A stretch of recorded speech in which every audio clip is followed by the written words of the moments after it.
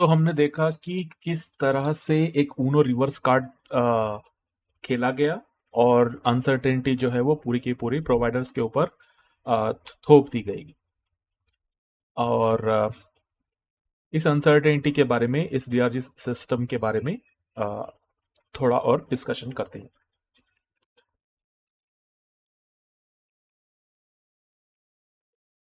सो DRG एक mental construct है, एक मेंटल कॉन्सेप्ट है जिसके अंदर क्लिनिकल और स्टेटिस्टिकल सिमिलैरिटीज होती है। और ये एक पर्टिकुलर डीआरजी जो है एक पर्टिकुलर मेडिकल क्लिनिकल सिनेरियो के ऊपर बेस्ड होता है। और हर डीआरजी जो कि एक मतलब उसका डेजिग्नेशन अगर हम बात करें तो वो एक नंबर होता है। मतलब उसको उस तरह से डिजिग्नेट किया जाता है, यानी कि एक डीआरजी की बात अगर हम कर रहे हैं तो वो होगा DRG 001, DRG 871, DRG 291, 292, 303, 330, like that. So एक 3 डिजिट नंबर रहेगा, वो उसका डेजिग्नेशन है। But at its heart it's a concept in which all these clinical and statistical similarities are used to bunch together cases that are similar. तो अगर एक DRG एक fruit की तरह है, तो सोचो जिस तरह से हम लोगों ने क्लिनिकल और स्टैटिस्टिकल सिमिलैरिटीज को पकड़ के एक डीआरजी बनाया, इस तरह का ये एक डीआरजी है। Now think about variations in that DRG and form a cluster. For instance, एक एक डीआरजी है, ठीक है, उसके अंदर हम लोग एक कोमॉर्बिड कंडीशन हटा देते हैं या फिर ऐड कर देते हैं। as we remember from the discussion, comorbid conditions की वजह से डीआरजी इफेक्ट होता है। तो अगर हम लोग इसके अंदर से कुछ भी थोड़ा बहुत इधर उधर कर देंगे तो ऑफ कोर्स डीआरजी जो है वो बदलेगा या टूट जाएगा, अनग्रुपेबल बन जाएगा। All that will discuss later. But DRG sensitive होता है काफी कुछ चीजों से, लेकिन ऐसा भी हम लोग कर सकते हैं जिसमें हम लोग माइनर वेरिएशंस करें, और माइनर वेरिएशंस करने के बाद जो सिमिलर डीआरजीज है उनको भी हम लोग बंच टुगेदर कर दें। सो अगर हम सिमिलर डीआरजीज को जो कि माइनर वेरिएशन से ऊपर नीचे इधर उधर होते हैं, उस तरह से हम लोग अगर डीआरजीज को ग्रुप कर दें तो जो रिजल्टिंग ग्रुप होगा उसको हम लोग क्लस्टर बोलते हैं। ये एक अनऑफिशियल टर्म है but widely recognised and accepted है। उसको डीआरजी क्लस्टर बोलते हैं हम। यानी कि मेरे पास 3 डीआरजीज है जिनके अंदर माइन्यूट इधर उधर का थोड़ा बहुत 19-20 का फर्क है। फर्क है, फर्क नहीं है ऐसा नहीं बोल रहा हूं मैं, फर्क है लेकिन कम है कंपैरेटिवली। तो ऐसे में हम लोग सिमिलर डीआरजीज को बंच टुगेदर करके एक क्लस्टर बना सकते हैं। एक क्लस्टर के अंदर यूजुअली 3, 4, 5 से लेकर, it depends on the scenario, but usually 2, 3 होते हैं। ओके, 4 भी हो सकते हैं but rare. So usually it will be either 2 और 3। अगर 2 डीआरजीज है एक क्लस्टर में तो उसको हम लोग डायड बोलते हैं, DYAD, डायड। और अगर 3 डीआरजीज है तो हम लोग उसको ट्रायड बोलते हैं, यानी कि त्रिमूर्ति। 3 डीआरजीज जो कि रिलेटेड है और सिमिलर है, माइन्यूट माइनर सा वेरिएशन करने के बाद। और उसके बाद हम लोग इसको और फर्दर लेके जा सकते हैं। नाउ रिमेंबर, यहां पर मैं 2 अंगूर या 3 अंगूर में अटैच नहीं कर सकता था क्योंकि ऑब्वियसली बंच में आता है। तो जस्ट इमेजिन कि ये 2, 3 या जो भी रेलेवेंट नंबर ये उतने ग्रेप्स है। अब इन क्लस्टर्स को लेकर मैं क्या कर सकता हूं, और फर्दर बंच कर सकता हूं। इन सबको मैं एक ही साथ में बांध सकता हूं। और अगर मैं ऐसा कर दूं तो ये डीआरजी क्लस्टर्स का जो बंच है वो MDC कहलाएगा, मेजर डायग्नोस्टिक क्राइटेरिया। तो इसके अंदर सेम वो जो डीआरजी का जो लॉजिक है वो पूरा ऊपर हाई लेवल तक करवाया गया है। तो इसका लॉजिक एक बार फिर से देख लेते हैं। एक डीआरजी जो है उसको बंच टुगेदर करने के बाद हमको डीआरजी क्लस्टर्स मिलते हैं। उन क्लस्टर्स में अगर 2 डीआरजी हो तो डायड बोलते हैं, 3 डीआरजी हो तो ट्रायड बोलते हैं। तो इन डायड्स, ट्रायड्स या और बाकी तरह के क्लस्टर्स को मिलाकर अगर हम लोग बंच टुगेदर करते हैं तो एक बड़ा सा ग्रुप आएगा जिसको हम लोग एमडीसी बोलते हैं, मेजर डायग्नोस्टिक क्राइटेरिया।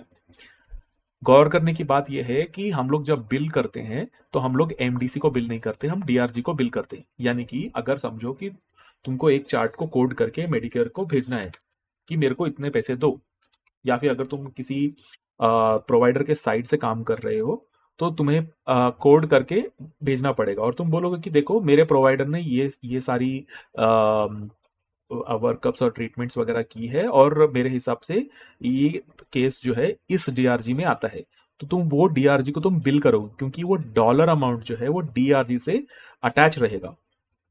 तुम एक सिम्टम को लेकर बिल नहीं कर सकते, तुम एक प्रोसीजर को लेकर बिल नहीं कर सकते, तुम एक पर्टिकुलर सिनेरियो जिसके अंदर ये पर्टिकुलर प्रिंसिपल डायग्नोसिस, ये पर्टिकुलर प्रोसीजर या कुछ भी ऐसे सेट ऑफ क्राइटेरिया रह के जब एक पर्टिकुलर डीआरजी उभर के आता है,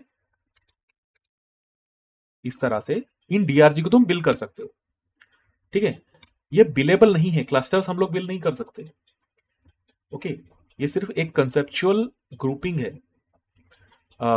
सिमिलर डीआरजी को बंच टुगेदर करके डीआरजी क्लस्टर्स बनते हैं और उन डीआरजी क्लस्टर्स को बंच टुगेदर करने के बाद major diagnostic criteria, if I am not wrong, बनते हैं। So this is how an actual MDC looks.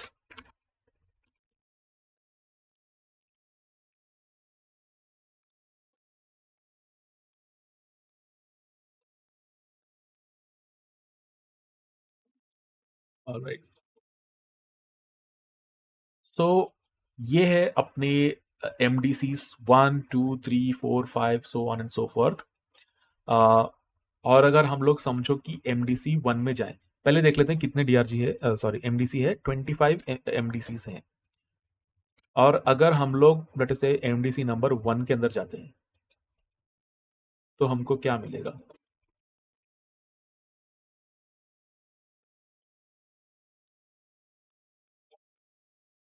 काफी स्लो लग रहा है ये। ऑलराइट,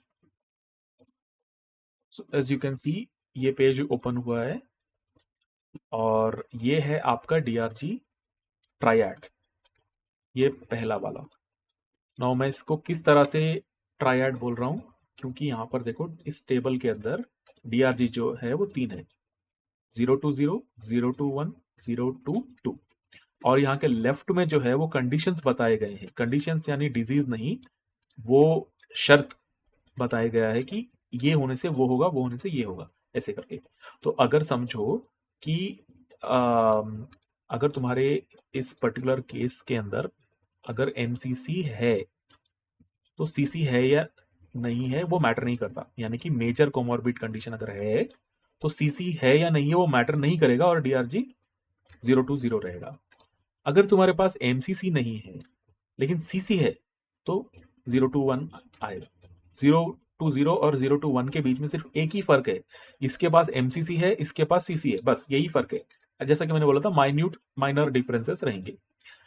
अगर उसके पास एमसीसी भी नहीं है और सीसी भी नहीं है तो डीआरजी आएगा 022। तो इस तरह से करने के बाद हमको, हमारे पास 3 डीआरजीस थे, उन तीनों डीआरजीस को पकड़ के हम लोगों ने ये क्लस्टर बना दिया। ये है आपका क्लस्टर 020, 021 और 022। उसी तरह से यहाँ पे बाकी क्लस्टर्स भी है। एज यू कैन सी यहाँ पर एक क्लस्टर है, यहाँ पर एक क्लस्टर है, यहाँ पर एक है, तो बहुत सारे क्लस्टर्स है और इन सभी क्लस्टर्स को बंच टुगेदर करने के बाद इस एमडीसी के अंदर डाला गया है, एमडीसी नंबर 1। और इसका डिस्क्रिप्शन क्या था? Diseases and disorders of the nervous system. तो अगर इसके अंदर से कोई डीआरजी बिल हो रहा है तो इसका मतलब ये रहेगा कि वो मैक्स टू मैक्स कुछ ना कुछ न्यूरोलॉजिकल रहेगा उसका। ठीक है, या तो न्यूरोलॉजिकल पीडीएक्स रहेगा, या तो न्यूरोलॉजिकल प्रोसीजर रहेगा, या तो न्यूरोलॉजिकल कॉम्प्लिकेशन रहेगा, वी डोंट नो, बट कुछ ना कुछ जो है वो नर्वस सिस्टम से रिलेटेड रहेगा। तो as you can see this one, इसके अंदर क्या कंडीशंस रख रहा है इस डीआरजी क्लस्टर के अंदर? Intracranial vascular procedures with principal diagnosis haemorrhage. So वो इंट्राक्रेनियल हिमोरेज को पकड़ रहा है, इंट्राक्रेनियल हिमोरेज को पकड़ के वो ये कंडीशन लगा रहा है कि वो प्रिंसिपल डायग्नोसिस होना चाहिए। और उसके साथ इंट्राक्रेनियल वैस्कुलर प्रोसीजर भी होना चाहिए, यानी कि लेट अस से थ्रोम्बेक्टमी हो गया, या फिर इंट्राक्रेनियल ओपन ड्रेनेज हो गया, यानी कि इवैक्यूएशन ऑफ हीमाटोमा हो गया। ऐसा कुछ भी हो सकता है। और वो कैसा कैसे पता चलेगा मैं बताता हूँ अभी। बट यहाँ पर कंडीशन देखो कि वो एक पर्टिकुलर टाइप के पीडीएक्स को पकड़ रहा है और एक पर्टिकुलर तरह के प्रोसीजर को पकड़ रहा है, और वो इन सब के बेसिस पर वो डीआरजी डिक्टेट कर रहे हैं। वो डीआरजी एक क्लस्टर फॉर्म हो रहा है जिसके अंदर एक माइनर सा डिफरेंस रहेगा कि सीसी है या एमसीसी है, या फिर सीसी एमसीसी दोनों नहीं है।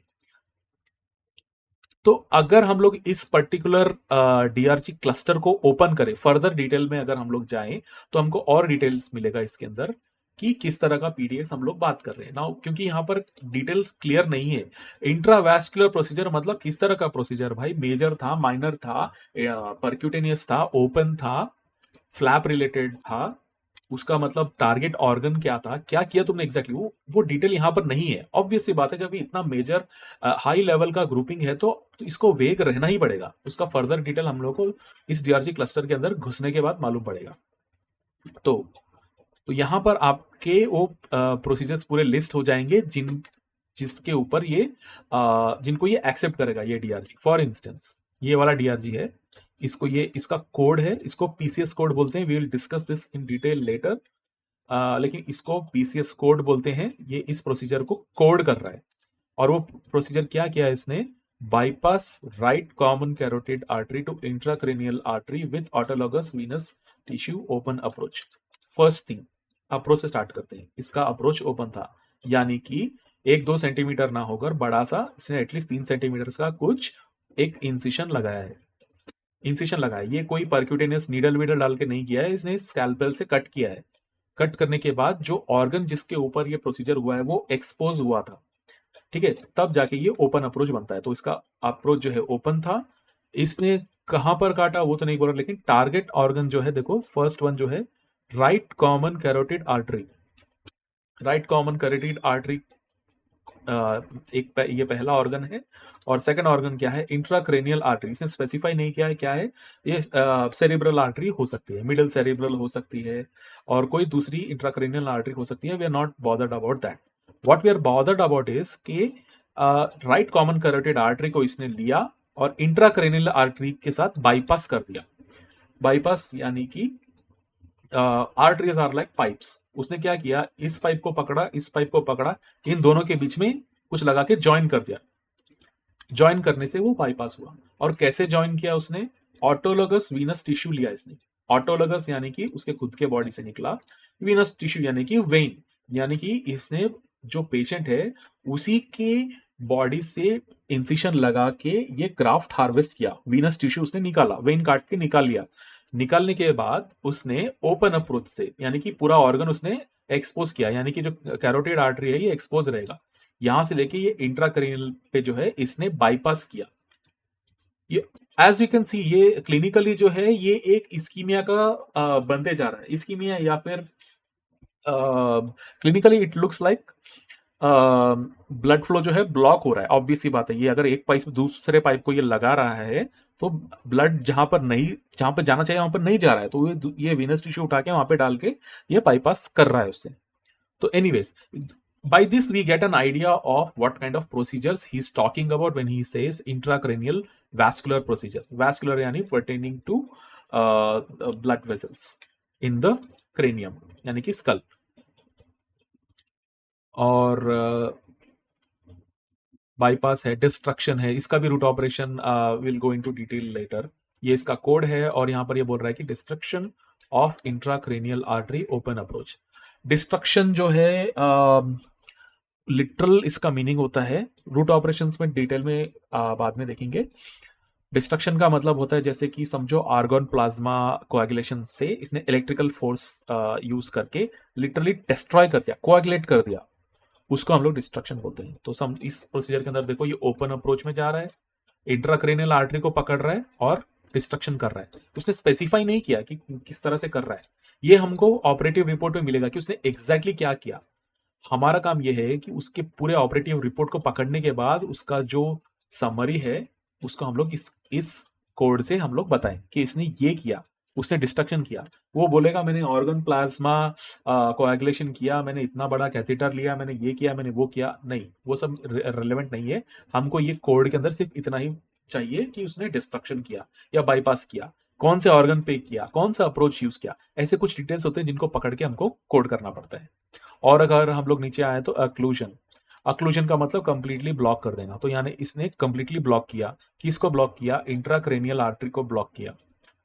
किस तरह से ब्लॉक किया, एक्स्ट्रा लूमिनल डिवाइस इसने लगाया। एक्स्ट्रा लूमिनल का मतलब जो जो वो वैस्कुलर पार्ट है, यानी कि आर्टरी या वेन है, in this case it is artery, इसने इंट्राक्रेनियल आर्टरी के बाहर, उसके लूमेन के बाहर उसने एक डिवाइस लगाया और परक्यूटेनियस अप्रोच से किया। ये जो है ये किसी तरह का क्लिपिंग लग रहा है मुझे, उसने कुछ क्लिप वगैरह लगा के तो उसने ब्लड फ्लो को रोक दिया, कंप्लीटली ब्लॉक कर दिया।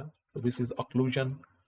एंड वी गो डाउन, बहुत सारे अक्लूजन्स दिख रहे हैं, अलग अलग तरह के डिवाइसेस दिख रहे हैं, बायो एक्टिव लूमिनल डिवाइस, अलग अलग तरह के अप्रोचेस दिख रहे हैं, percutaneous approach, percutaneous endoscopic approach, open approach, काफ़ी सारे अप्रोचेस है, डिवाइसेस है। और यहाँ पर देखो रूट ऑपरेशंस जो है वो रिप्लेसमेंट, रिस्ट्रिक्शन और क्या क्या है, ऐसे बहुत ही एक्सटेंसिव सा इसका लिस्ट है। ये सारे प्रोसीजर्स जो है ये वाला डीआरजी कंसिडर करता है, ये वाला डीआरजी क्लस्टर जो है वो कंसिडर करता है। तो ये हमको इतना सब कुछ सोचने की जरूरत नहीं है, हमको बस ऑपरेटिव रिपोर्ट को पढ़ के उसका कोड करना आना चाहिए, जो कि हम लोग डिटेल में बाद में देखेंगे। सो ये हो गया इसके प्रोसीजर का। और एमसीसी का क्या, मेजर कोमॉर्बिड कंडीशंस और कोमॉर्बिड कंडीशंस यूजुअली जो है यूजुअल सस्पेक्ट्स होते हैं, ठीक है। जैसे कि हो गया हाइपोनेट्रीमिया, या फिर इंट्राक्रेनियल हीमोरेज हो गया, या फिर हीमोरेजिक कन्वर्जन हो गया स्ट्रोक के केस में, या फिर निमोनिया हो गया, या फिर इंट्राऑपरेटिव ब्लीडिंग हो गया, पोस्ट ऑपरेटिव ब्लीडिंग हो गया, इन्फेक्शन ऑफ डिवाइस हो गया। इस तरह के कुछ कंडीशंस रहते हैं जो कि ऑब्वियसली एडमिशन का कारण नहीं है, लेकिन उनके ऊपर हॉस्पिटल ने कुछ तो खर्च किया है, कुछ रिसोर्सेस लगाए हैं, तो उनका जो है क्लिनिकल और रीइंबर्समेंट वाइज जो है कोड करना बनता है। तो उस तरह के कुछ सीसीज एमसीसीज रहते हैं जो कि यहाँ पर लिस्ट नहीं है, वो एक कॉमन लिस्ट आएगी, वो मतलब कॉमन अमंग डीआरजी क्लस्टर्स होते हैं। तो उस तरह के सीसी एमसीसीज हैं या नहीं वो सवाल रहेगा। और दूसरा सबसे मेन सवाल ये रहेगा कि पीडीएक्स क्या है, यानी कि आपका प्रिंसिपल डायग्नोसिस क्या था। तो वी कैन सी इसके अंदर ये हीमोरेज की बात कर रहा है, यहाँ से लेके यहाँ तक जो है वो हीमोरेज चल रहा है। तो नॉन ट्रॉमेटिक बोल रहा है, नॉन ट्रॉमेटिक का मतलब हुआ कि ट्रॉमा इन्वॉल्व नहीं है, obviously as the name suggests. इसका मतलब ये है कि पेशेंट जो है सर के बल गिरा नहीं कहीं पर, ओके, उसको किसी तरह की चोट नहीं लगी, उसको जो हीमोरेज हुआ वो सब एराक्नॉइड हीमोरेज था, यानी कि एराक्नॉइड मेम्ब्रेन के अंदर हुआ उसको, और ये हीमोरेज उसको चोट लगने की वजह से किसी तरह के ट्रॉमा से नहीं बल्कि नॉन ट्रॉमेटिक था, यानी कि या तो एन्यूरिज्म बर्स्ट हो गया होगा, कुछ तो प्रॉब्लम रहा रहेगा जिसमें ट्रॉमा इन्वॉल्व नहीं है, ओके। और ये क्या बोल रहा है, from unspecified carotid siphon and bifurcation, this is another kind of condition that it is, जो कि लगा रहा है कंडीशन। यहाँ पर basilar artery, right vertebral artery, other intracranial arteries, अलग अलग तरह के आर्टरीज जो है ये लिस्ट किए हुए हैं। इन सब के अंदर common we can see that non traumatic subarachnoid haemorrhage है, यानी कि हेमोरेज यहाँ पर कलेक्ट हो रहा है सब अराक्नॉइड में, लेकिन कहाँ से आ रहा है वो वाला डिफरेंट पार्ट जो है यहाँ पर है। और उसके बाद देखो other non traumatic one common thing we can see in all these principal diagnosis is that ये सब नॉन ट्रॉमेटिक हेमोरेज से डील कर रहे हैं। तो इस तरह का पीडीएक्स और इस तरह का प्रोसीजर मिलने के बाद हम लोग ये देखेंगे कि सीसी है या नहीं, एमसीसी है या नहीं। ऐसे देखने के बाद हमको ये वाले डीआरजी आएंगे। हम लोग मैनुअल ऐसा नहीं करेंगे, सॉफ्टवेयर वो काम खुद ही कर लेगा। हमारा काम क्या है एज कोडर्स, हमको पूरे चार्ट को क्रिटिकली एनालिटिकली देखना है, ऑब्जर्व करना है, और इस कंक्लूजन पे आना है कि इस पर्टिकुलर विजिट का एनकाउंटर का प्रिंसिपल डायग्नोसिस क्या है और प्रिंसिपल प्रोसीजर क्या है। ओके, प्रिंसिपल प्रोसीजर को हम लोग को डिसाइड नहीं करना है, हमको सिर्फ कोड करना है। ओके, हम सिर्फ कोड कर देंगे, सॉफ्टवेयर खुद पकड़ लेगा कि ये प्रिंसिपल है। Based on the principal diagnosis that we choose, software जो है प्रिंसिपल प्रोसीजर को अपने आप पकड़ लेगा। तो हमारा यहाँ पर मेन फोकस यही रहेगा कि उसके डेमोग्राफिक्स करेक्ट है, और उसका प्रिंसिपल डायग्नोसिस करेक्ट है और सीसीएमसी का जो स्टेटस है वो करेक्ट है। अगर हम लोग ये 3 चीज़ें लगाएँगे तो ये प्रोसीजर हम लोग बस कोड करके छोड़ देंगे ना, ये सॉफ्टवेयर अपने आप पकड़ लेगा कि ये वाला प्रिंसिपल है या कोई और फलाना वाला प्रोसीजर प्रिंसिपल है। ऐसे पकड़ लेगा और उसके बाद ये इन 3 डीआरजीज़ में से कोई एक आएगा।